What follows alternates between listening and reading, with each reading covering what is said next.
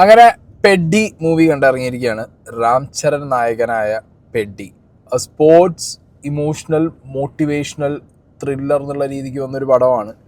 ബുച്ചിബാബു സനയാണ് ഇതിൻ്റെ ഡയറക്ടർ, അയാൾ തന്നെയാണ് റൈറ്ററും. ഫസ്റ്റ് ഹാഫ് കണ്ട് സത്യത്തിൽ പേടിച്ചു പോയി. ഒരു sports thriller, emotional, sports motivational cinema. ഇതിനു മുമ്പ് ആ ഒരു കാറ്റഗറിയിൽ നമുക്ക് കണ്ടൊരു ബെഞ്ച് മാർക്ക് എന്ന് പറഞ്ഞു കഴിഞ്ഞാൽ അത് ദങ്കൽ, ചക് ദേ ഇന്ത്യ, അതുപോലെ നമ്മുടെ ബാഗ് മിൽഖ ബാഗ്, അങ്ങനെ ഒരുപാട് പടങ്ങളുണ്ട്. ഇത് രാം ചരൺ എന്നുള്ളൊരു ഫാക്ടർ കാരണമാണ് ഞാൻ സത്യം പറഞ്ഞ പടത്തിന് പോയത്. ചെങ്ങായി ഡെലിവർ ചെയ്യും, കാരണം അങ്ങനത്തെ ഒരു കൂറ സ്ഥാനത്ത് കയറി ഇരിക്കില്ല എന്നുള്ളൊരു തോന്നലുണ്ടായിരുന്നു. ബട്ട് ടിപ്പിക്കൽ തെലുങ്കു പ്ലോട്ടുള്ളൊരു പടം.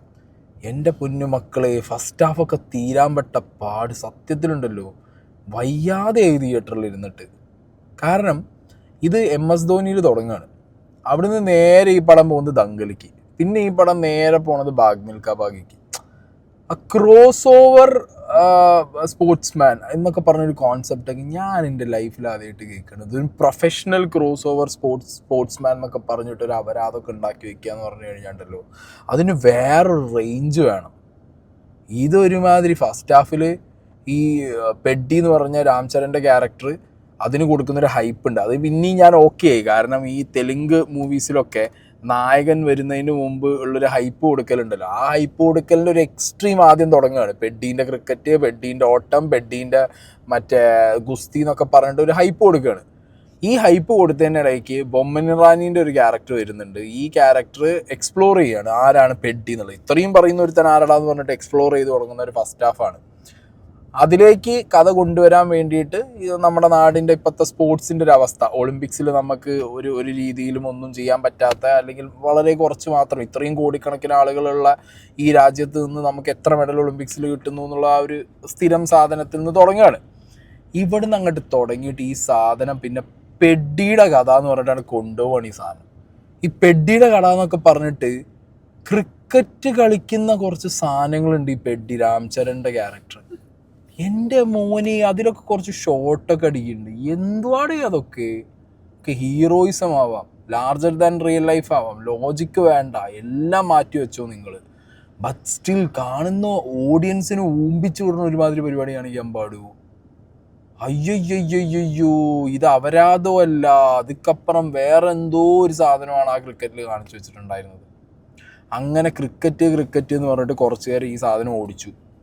അതിനിടയിൽ ഒരു ലവ് ട്രാക്ക് കൊണ്ടുവരണമല്ലോ. ആ ലവ് ട്രാക്ക് കൊണ്ടുവരാൻ വേണ്ടി ജാൻവി കപൂറിനെ അല്ലെങ്കിലേ കണ്ണെടുത്താൽ കണ്ടുകൂടെ എനിക്ക്. ജാൻവി കപൂറിനെ കൊണ്ടുവന്ന് ജാൻവി കപൂറിൻ്റെ ഒക്കെ കുറച്ച് ചൂട്ട്നെസ് വാരി എറിയുന്നു. ജാൻവി കപൂറിൻ്റെയും ഇവൻ്റെ ഒരു ലൈന് കൊണ്ടുപോകാൻ നോക്കി രാം ചരൺ ഒഴിഞ്ഞു മാറിയതായിരിക്കും സിനിമ. ഞാനില്ല, എനിക്ക് ആ ലൈന് വേണ്ടാന്ന് പറഞ്ഞിട്ട്. അങ്ങനെ അതൊരു അപരാധം ഒരു സൈഡിൽ കൂടി പോകുമ്പോഴാണ് ഇതൊന്നും അല്ലാത്ത ഒരു റെയിൽവേ സ്റ്റേഷൻ കൊണ്ടുവരുന്നൊരു സാധനവും. ഈ രാം ചരൻ്റെ നാട്ടിൽ ഒരു അഡ്രസ്സില്ല, അഡ്രസ്സില്ലാത്ത നാട്ടിൽ മലയടിവാരം എന്ന് മാത്രം അഡ്രസ്സുള്ള ഒരു കൂട്ടം ആളുകളാണ്. അവർ വിജയനഗര എന്ന് പറഞ്ഞൊരു സ്ഥലത്ത് വന്നിട്ട് അവിടെ നിന്നാണ് ജോലി എടുക്കുന്നതും അവിടെയാണ് അവരുടെ പരിപാടികൾ. തിരിച്ചു നിന്നിട്ട് അവർ ഈ പറഞ്ഞ നാട്ടിലേക്ക് പോകുന്നതും ഇവർക്ക് അഡ്രസ്സ് ഉണ്ടാക്കാൻ വേണ്ടിയിട്ട്. പിന്നെ ഇവൻ സെക്കൻഡ് ഹാഫ് മുതൽ ഈ അഡ്രസ്സ് ഉണ്ടാക്കാനുള്ള ഒരു തത്രപ്പാടിൽ പോവാണ്. അതിനിടയിൽ ശിവരാജ്കുമാറിൻ്റെ ഒരു ക്യാരക്ടറുണ്ട്. ആ ക്യാരക്ടർ തന്നെ മറ്റേ ഗുസ്തി പഠിപ്പിക്കുന്നുണ്ട്.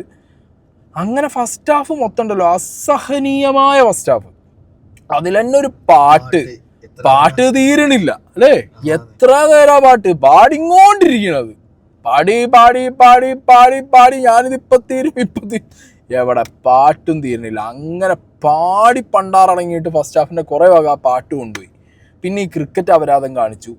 പിന്നെ കുറെ ഇതിനകത്ത് ഈ ഗുസ്തിയുടെ സാധനങ്ങൾ ഫസ്റ്റ് ഹാഫിൽ ഇട്ട് തന്നു. പിന്നെ ഈ റെയിൽവേ സ്റ്റേഷനും ട്രെയിനും, പിന്നെ അതിൻ്റെ ഉള്ളിലൊരു കഥ, അവരുടെ നാട്ടിൽ ഒരാൾ ഇത് ട്രെയിൻ നിർത്താൻ നടക്കുന്നതും ഇവർക്ക് അഡ്രസ്സ് കിട്ടാൻ പോകണം. അങ്ങനെ ഫസ്റ്റ് ഹാഫ് മൊത്തം അങ്ങനെയാണ് ബിൽഡ് ചെയ്തു. ഫസ്റ്റ് ഹാഫ് ഞാൻ പറഞ്ഞല്ലോ അസഹനീയമായ ഫസ്റ്റ് ഹാഫാണ്, സഹിക്കാൻ പറ്റാത്ത രീതിയിൽ ഫസ്റ്റ് ഹാഫ് പോയി. സെക്കൻഡ് ഹാഫിലേക്ക് എത്തിയപ്പോഴത്തേക്ക് കുറച്ചൊരു പ്രതീക്ഷ തന്നു അല്ലേ? ആ ഒരു ഗുസ്തീൻ്റെ സാധനങ്ങൾ, അത് ഈ ശിവരാജ്കുമാറും രാം ചരൻ്റെ ക്യാരക്ടറും കൂടിയും ആ ഗുസ്തീൻ്റെ ഒരു എലമെന്റ് വന്ന സമയത്ത് ഞാൻ വിചാരിച്ചു ഓക്കെയാണ്. കാരണം അതിലൊന്ന് ചാർജായി, അതൊന്ന് ഓക്കെ ആയിരുന്നു ഒരു അരമണിക്കൂർ. അതിനിടയിൽ കൂടി വീണ്ടും ജാൻവി കപൂർ വരുന്നു. അതിന് ഈ AR റഹ്മാന്റെ ഒരു എലമെന്റും ഇല്ലടി ഇതിനകത്ത്. AR റഹ്മാൻ തന്നെയാണോ ചെയ്തതിന്റെ BGM ബാക്കി പരിപാടി എന്നുള്ളതൊക്കെ സത്യത്തിൽ നമ്മൾ ചിന്തിച്ചു പോയി.